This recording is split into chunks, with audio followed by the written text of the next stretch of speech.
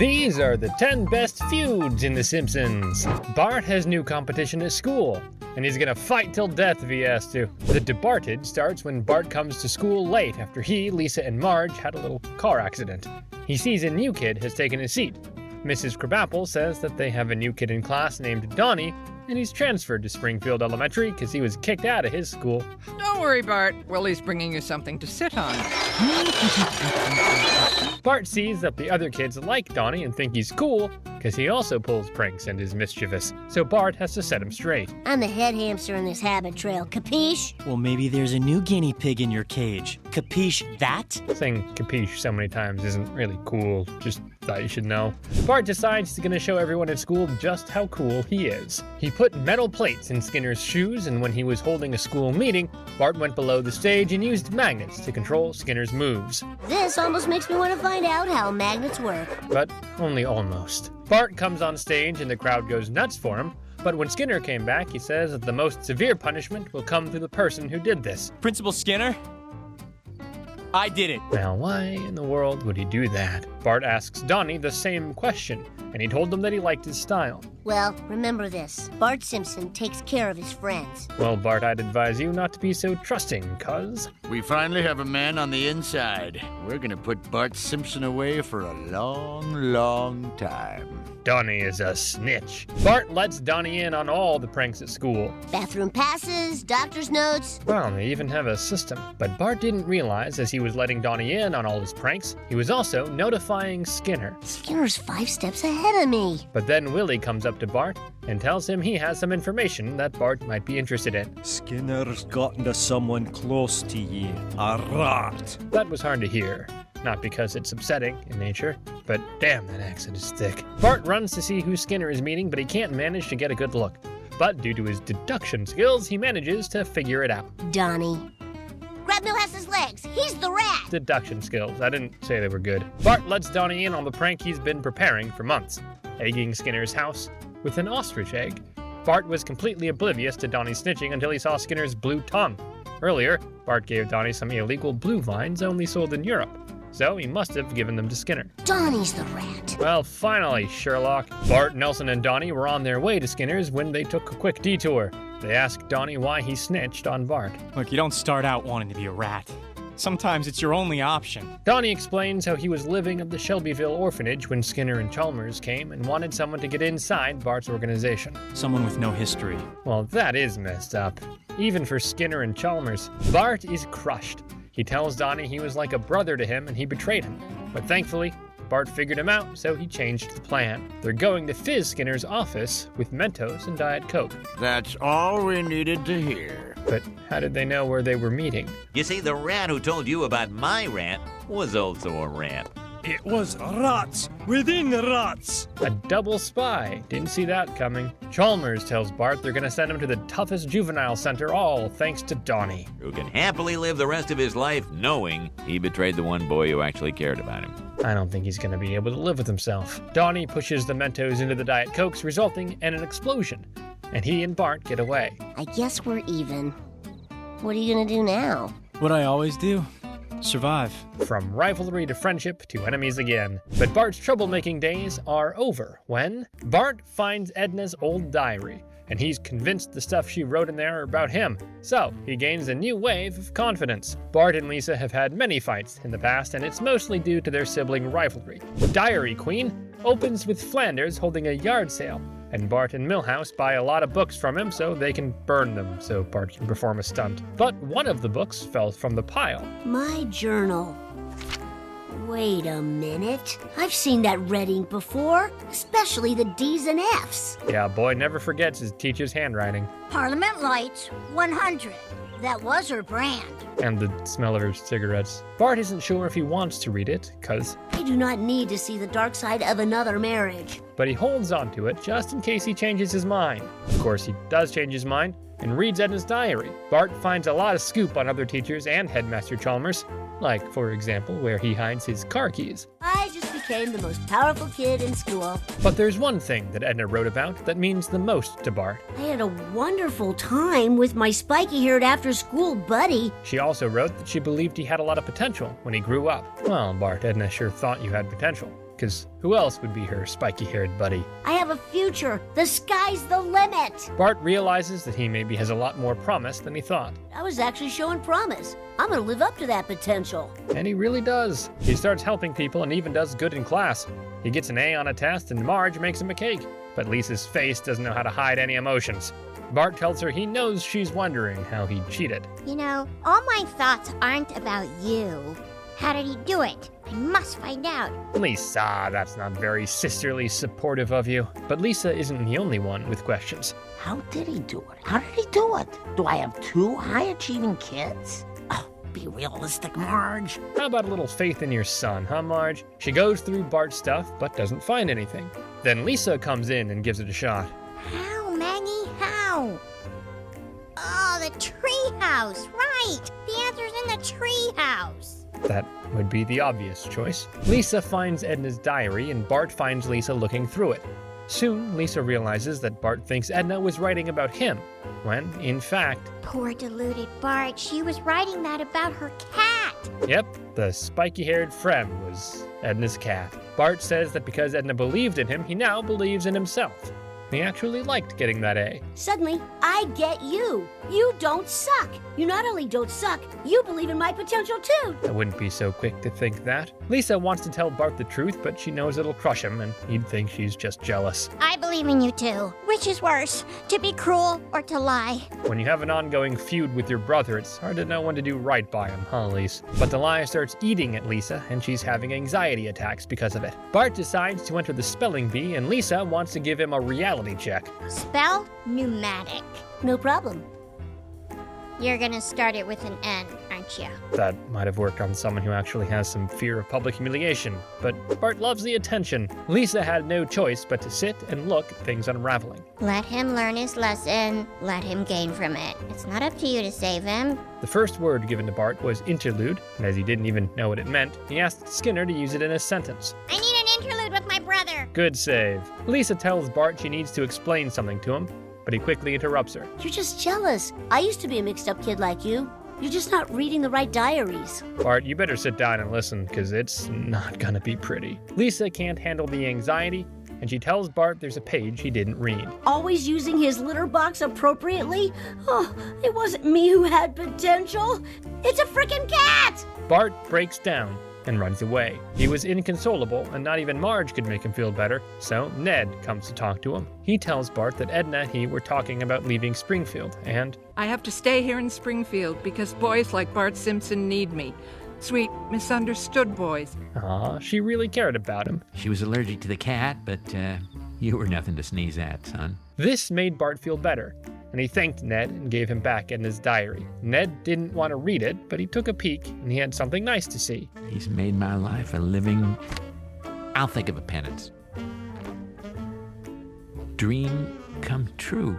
Edna brought people together, even in her afterlife. I guess Bart and Lisa have come a long way, but there were times when they hated each other, especially in their earliest days. Young Bart and Lisa go out on the town at the ripe age of 4 and 2, and they're forced to work together to survive. The kids are all fight begins with Homer and Marge developing some old pictures of Bart and Lisa, and, well, safe to say they quickly remembered why they didn't develop them before. Homer, you shot all these pictures. Why didn't you step in? The light was so good, Marge. Well, they sure were feisty children. Bart and Lisa asked how they got from fighting all the time to having the alliance they have today. Marge tells them a story that happened 6 years ago, about a bond between brother and sister. Homer was trying to get Bart to play nice with Lisa, and Marge was trying to get Lisa to stop taking stuff from Bart. Tell Bart, because it's my pencil and he stole it! Starfish head! Okay, don't see a problem, it's just classic kid stuff. But then they started fighting, and Homer came in.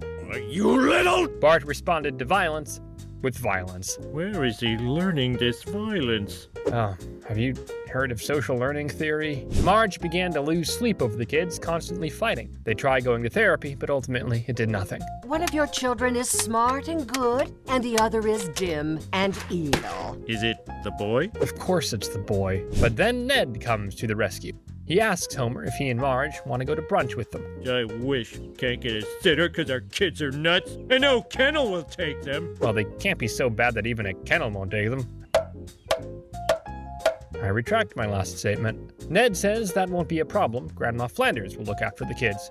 Homer and Marge accept with no second thoughts, and they go out. But someone didn't think about the fact that Grandma's 100 years old, and she could rip any second now. She's awfully quiet. Her body usually whistles. Well, this always wakes my grandpa up. Bart and Lisa get so scared that they run away into the city all alone. Bart, those are strangers. You're right. Let's go where it's safe. Because a road with ongoing traffic is so much safer than passing by strangers. Marge and Homer come back from their brunch when Flanders runs out and tells them that the kids are missing. They call the cops, but since it's their first time doing so, they have very high hopes in the police's capabilities. Can you get these handcuffs off of me? It might seem like a one-time situation, but it's not. Yeah.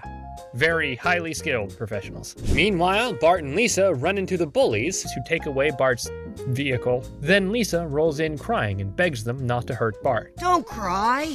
This is why I am so nervous about becoming a dad. They let them go because of Lisa's obnoxious crying, and when they leave, she stops. You know, kid, with your smarts and my Barts, we make a good team. What are Barts? And an alliance was formed. They somehow get to the old folks' home, and Grandpa says he's going to call their parents, but he falls asleep. Bart suggests that Lisa should be in charge. You'll always be half my age, but you'll always be smarter than me. And Lisa replies that Bart will always think he's in charge, although she'll be the one who's calling all the shots. Wow, I guess that's how they've come to that arrangement. As they were trying to find a way back home, they reached a hill, and Lisa said she was scared to come down.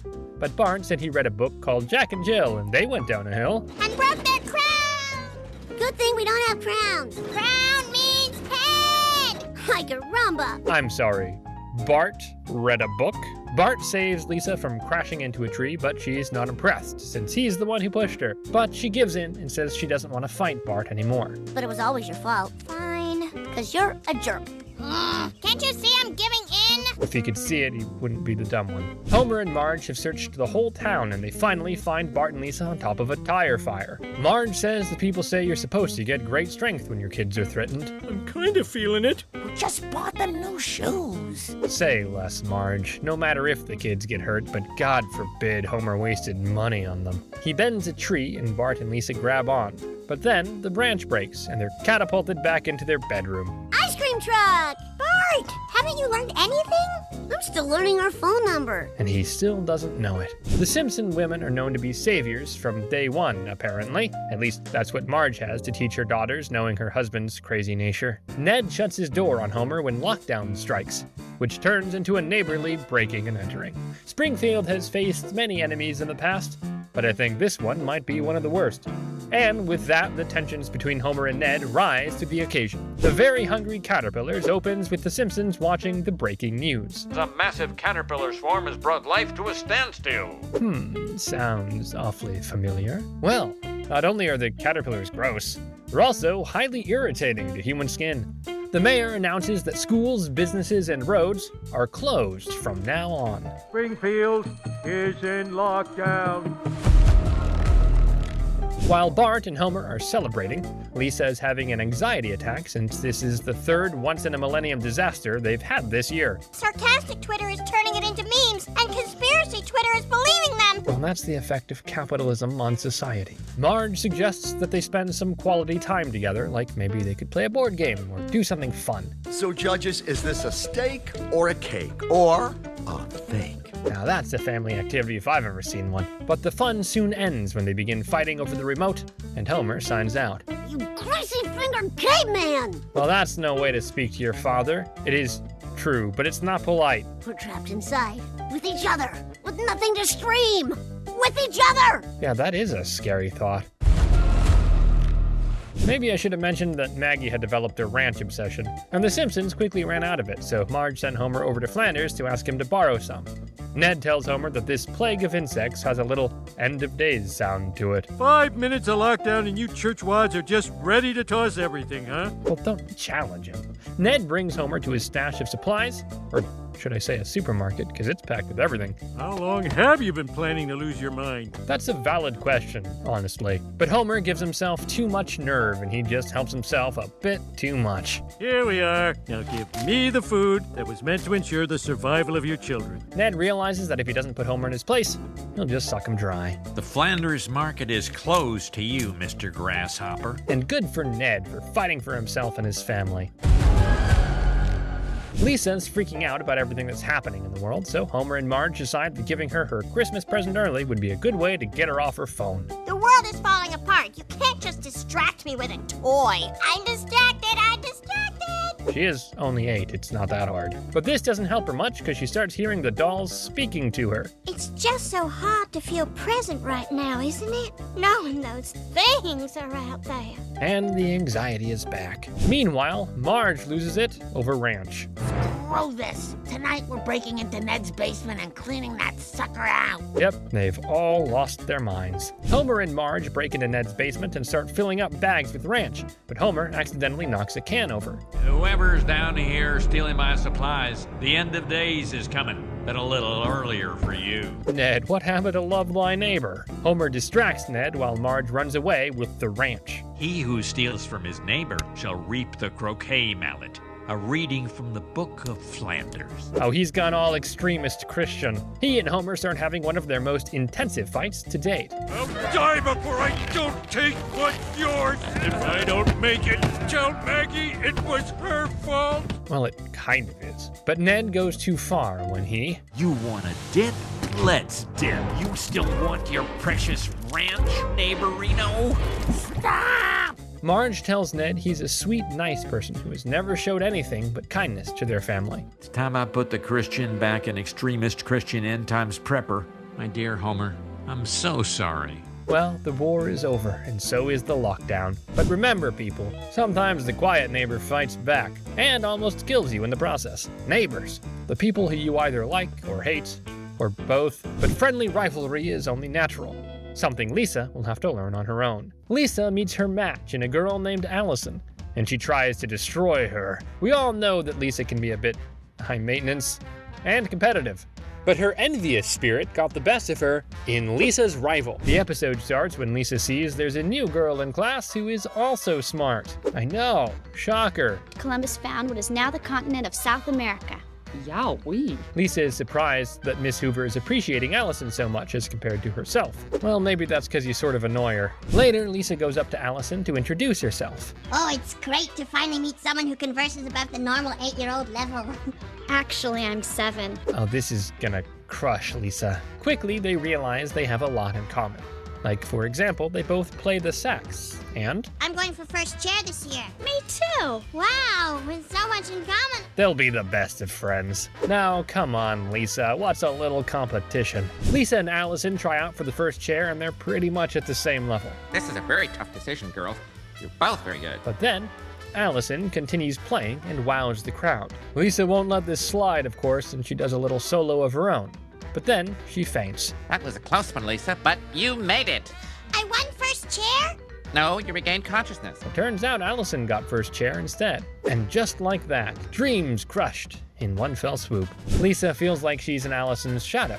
Or even worse, she's average. No matter how good you are, there's always going to be someone better than you. That's some really good advice, but not for your overachieving 8-year-old. Bart offers to dig up some dirt on Allison. It goes against every moral fiber in my body. Suit yourself. You change your mind? Here's my card. Lisa tells him he lives next to her, so she probably won't need the cards. Should have thought of that before putting those cards. But Bart investigates anyway. Unfortunately, he finds nothing. She's as clean as a whistle.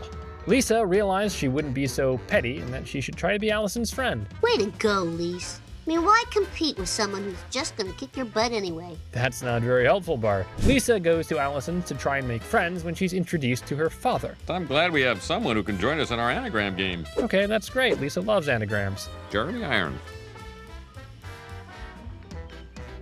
Jeremy's iron. Oh, they rigged the game for sure. Allison shows Lisa her room of trophies and her diorama project. You're finished already, but the competition isn't for weeks.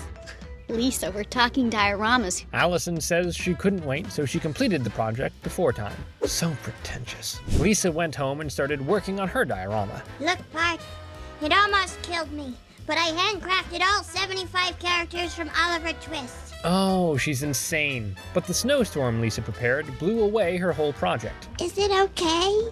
Well, the important thing is that we survived. It's good to look at it from the positive side, because if not, I think we might be losing Lisa. Lisa says that she should just give up, because there's no way she's ever going to beat Allison. Bart says there is a way, but it involves being A bit devious, a bit, as the French say, Bartesque. At least he's got a name for his awful behavior.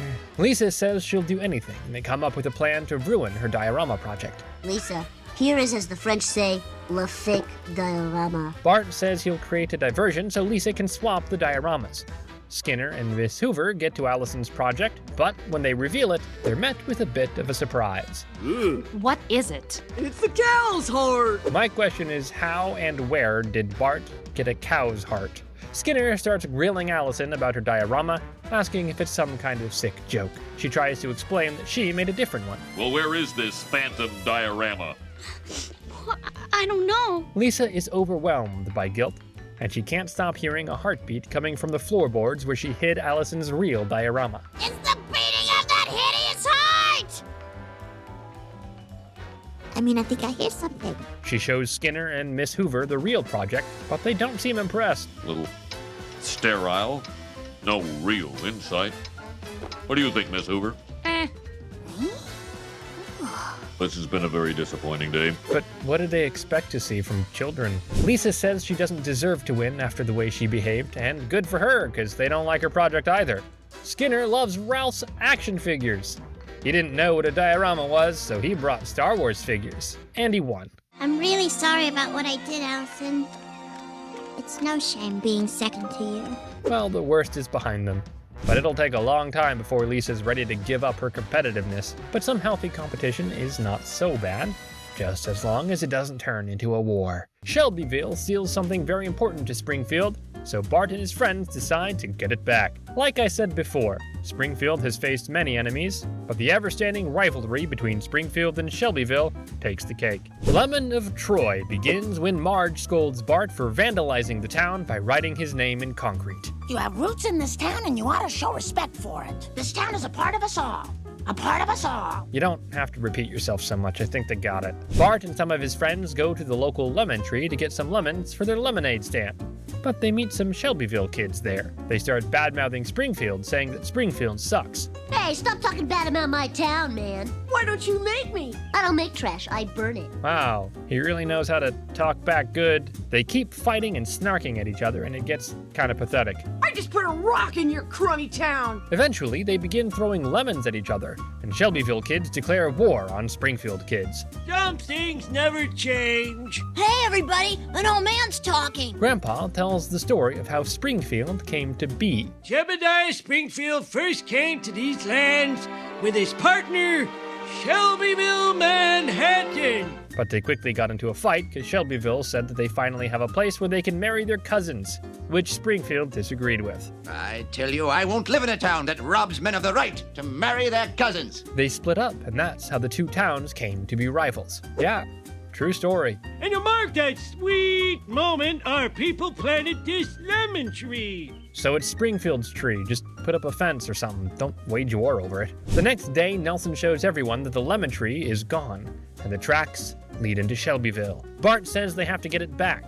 Bart is telling everyone that the lemon tree is part of their town. And as kids, the backbone of our economy.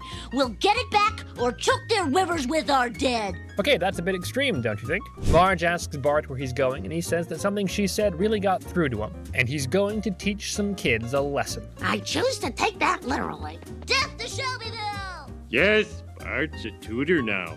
Teuton, son! Maybe Homer should use some tutoring. Bart, Milhouse, Nelson, Martin, and Todd go into Shelbyville to retrieve their stolen tree. To step out of childhood and become men. Yeah, but their manhood is crushed when they realize they can't get to the tree unless they infiltrate themselves into the Shelbyville crew. Meanwhile, Marge is wondering where Bart is, and she asks Lisa if she knows who Bart's tutoring. Lisa tells her that Bart and some kids went to start a war with Shelbyville. Bart's quit his tutoring job and joined a violence gang! Oh, Marge.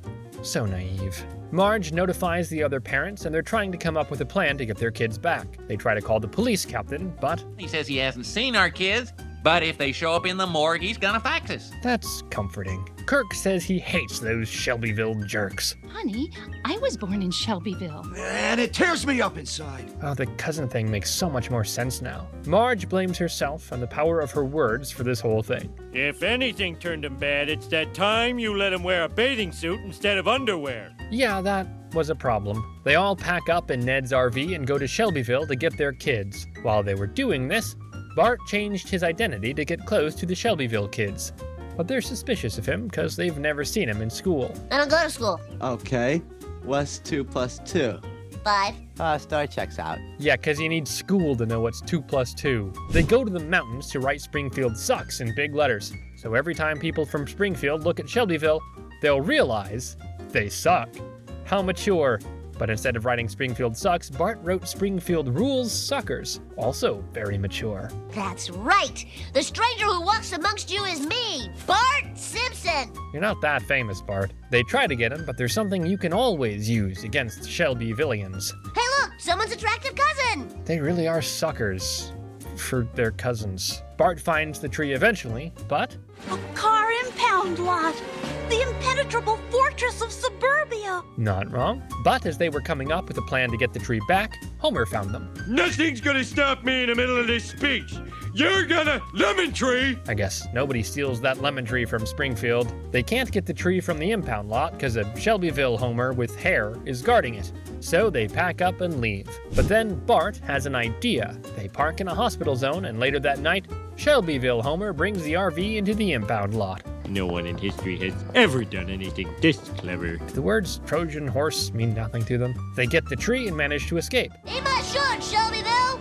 Eat my shorts! Yes, eat all of our shirts! And the Springfield-Shelbyville War continues on, much like the ongoing war between Bart and Lisa. Bart and Lisa get into a fight over baseball strategies when Lisa starts coaching Bart's team. MoneyBART is just one of many episodes where Bart and Lisa's rivalry gets the best of them.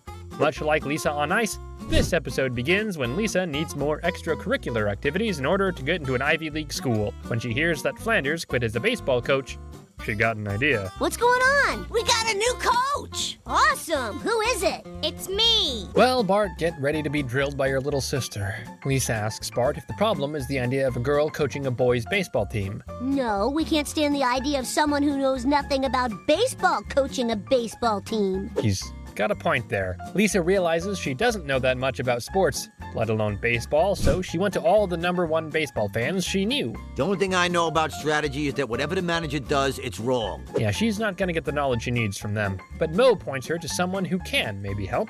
When Lisa sees a bunch of nerds being into a sport, she tells them she's surprised they're into it. Oh, Lisa, baseball is a game played by the dexterous, but only understood by the poindextrous. They tell her that baseball is actually all about stats and sabermetrics. Using sabermetrics, even an 8-year-old girl can run a ball club with the sagacity of a Stengel. Say less. If she's got a book, there's nothing Lisa can't learn. But Bart won't like it. At her first game, Lisa actually managed the team to a victory. I haven't seen this many books in a dugout since Albert Einstein went canoeing. That's a comparison I haven't heard before. Any normal team would get pizza after winning, but not Lisa's team.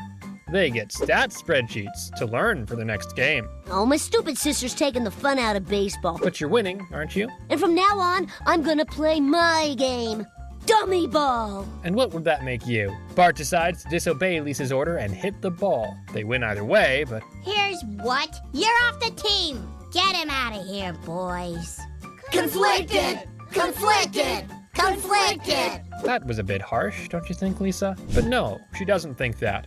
And Homer agrees with her. What about Bart's feelings? Boys don't have feelings, they have muscles. Sure, spring in some toxic masculinity for the kicks. The team is wondering if Bart's coming back, but he's not. not on Lisa's watch. Anyone else think he's better than the laws of probability? No, ma'am, no. Lisa manages to get her team to the finals, and Bart feels left out, so Marge decides to take him on a fun date while Lisa is coaching the game. But then they get a call from Lisa saying she needs Bart because Ralph... And my days of listening to my manager are over. Son, you should always listen to your manager. He tells Bart that he should always listen to his manager, no matter if it's his sister. Bart decides to help Lisa out, but on his own terms. Okay, he's stolen third, but surely that's the limit of his cockiness. I'm stealing home! No, there's no limit to Bart's cockiness.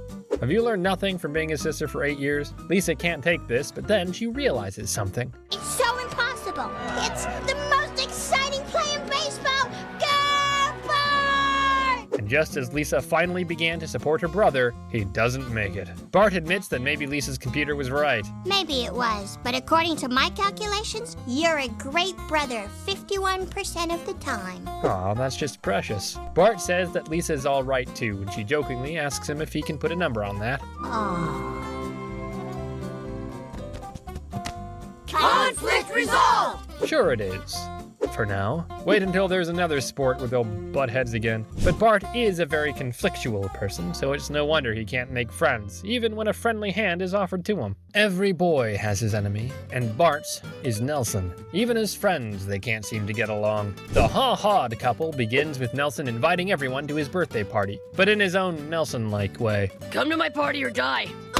Come to my party or die. Who can resist that? The kids all agree that Nelson's parties suck and they don't want to go, but they can't say no because he'll kill them. Wait, what if nobody goes? He can't kill all of us. True, but I don't think he would have killed you either way. They decide unanimously that they won't go to the party.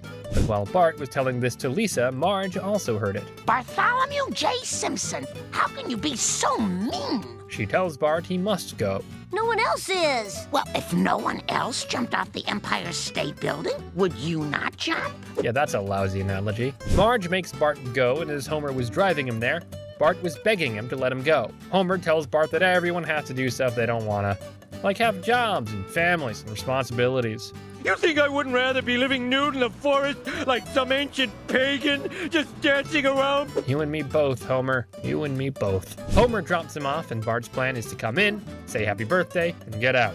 But when he sees Nelson disappointed that nobody came, he feels sorry for him and stays longer. They actually have some fun, but it was a one-time thing, and now I'll never see him again. Hey, it's my birthday, bud! Yeah, that's not gonna be easy. Nelson starts calling Bart his best friend, and just as Bart was going to let him down easily, he accidentally pushed Jimbo and he got wet. Bart is my best friend now, which means no one picks on him ever again. Sure, use a guy for protection. That'll make him hate you less when he finds out you're the reason no one showed up to his party. Bart and Nelson spend more and more time together, and Bart asks him if he ever wishes he weren't a bully. But it's not up to me. It's who I am. Man, I never knew you were so deep. Maybe it's because Bart's also a bit of a bully towards Nelson. Nelson gifts Bart a classic Nelson vest, and suddenly Bart's life was changed. He could go anywhere and do anything. But Milhouse doesn't like Bart's new friend. He asks Bart to play with him if he really is the same old him he was before being friends with Nelson. Blue and red, the colors of friendship. I guess this bully's heart is melting. Nelson confronts Bart about hanging out with Milhouse, and he tries to explain, but Nelson is just too jealous to hear anything. Stupid Nelson always gets upset. He'll probably do something stupid. Look what you made me do! Wow, it's gonna be real hard for him to keep a girlfriend with that attitude. Bart's afraid Nelson is gonna kill him, and the next day, when he locks him in the locker, he thought the moment had come. But Nelson just wanted to apologize for his behavior. Best friends, forever. No, I can't do it. You're a nutbar, a whack job. Well, you don't have to be mean about it. Nelson's face changes and he says, "Make sure your affairs are in order." I've set up a trust. And back to enemies they go, just like that. The next day, they go to a field trip to Springfield Tide Pods, and everyone has to pick a buddy, so Nelson picks Bart. He takes him into a cave, and Bart starts begging him not to kill him. But instead, Nelson tells Bart he's a bad friend. You never liked me for me. You liked that I protected you and gave you a vest. Bart tells him that he acts all nice, but then he goes crazy. Maybe I get jealous, but it's just because I never had a best friend before. Oh, that's so sad. But, Has the water been up to their necks this whole time? Nelson sees Bart struggling and he manages to get him out of the water. Where is Nelson? I'm sorry. Nelson never woke up. What?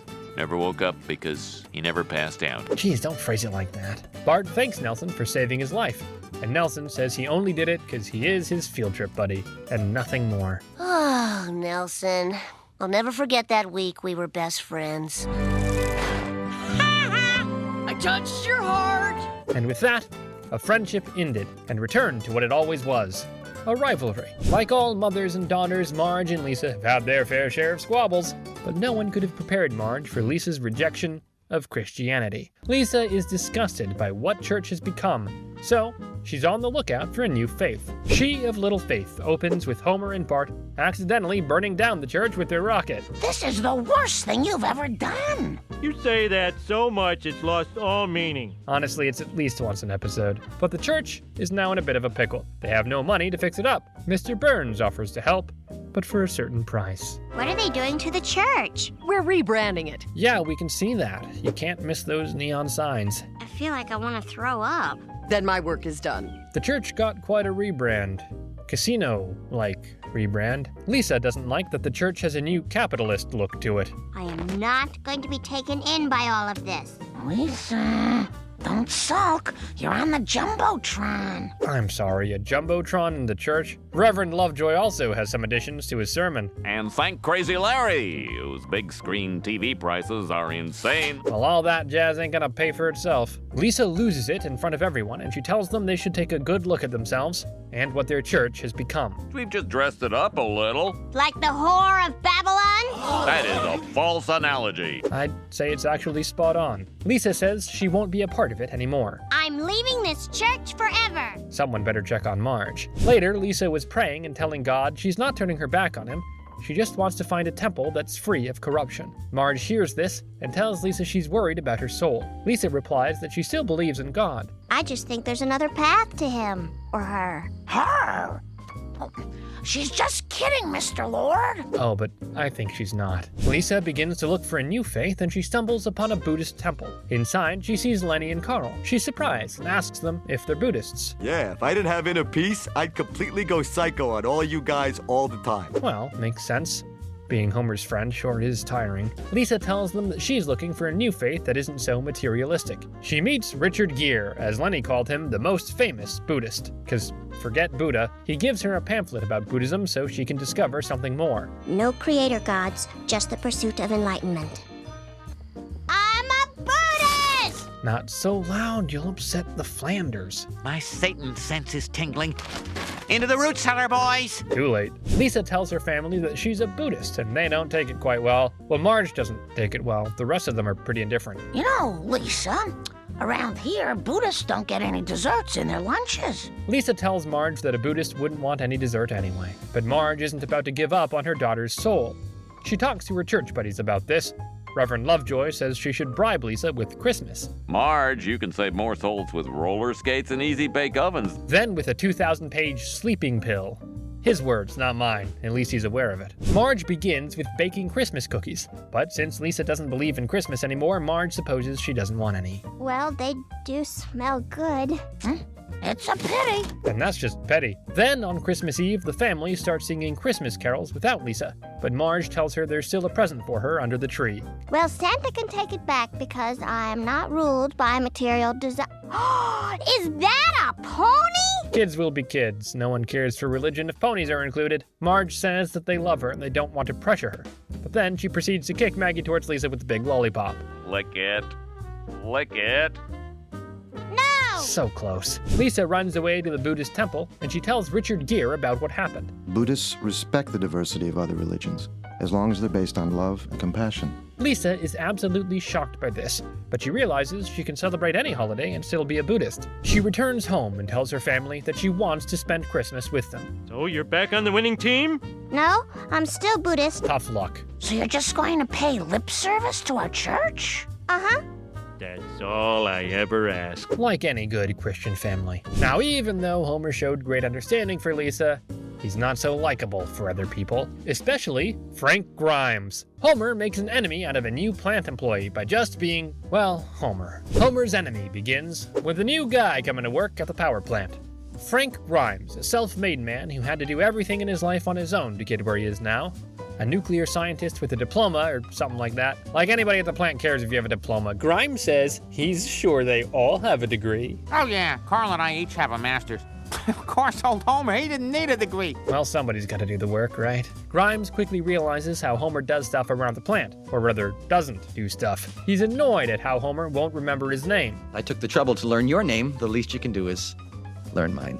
Okay, Grimy. That's gonna be painful to watch. Frank is even more annoyed at the fact that nobody else seems to notice Homer's problematic behavior, or lack of knowledge required for the job. What is his job? Safety inspector? That irresponsible oaf? That irresponsible oaf saved the plant numerous times, FYI. Then, as they were watching Homer eat, he went for the soda, but accidentally grabbed acid that was next to it. Frank threw the acid out of Homer's hand and it spilled on the wall. Stop laughing, you imbecile! Don't you realize how close you just came to killing yourself? It wouldn't be the first time. Mr. Burns saw that the wall had been ruined, and he scolded Frank hard for it, plus he reduced his salary. Frank is fuming with rage, and he tells Homer he hates him, he should stay away from him forever. Because from now on, we're enemies. What, because of a little acid spill? Homer can't believe he has an enemy, so he decides to invite Frank for dinner. Only he doesn't tell him it's dinner, he tells him it's something very important. Frank shows up and he tries to leave, but then he sees Homer's house. How in the world can you afford to live in a house like this, Simpson? I don't know. He's really just putting salt on Frank's wound. Homer then shows him pictures of his prized moments. You went into outer space. You. Sure.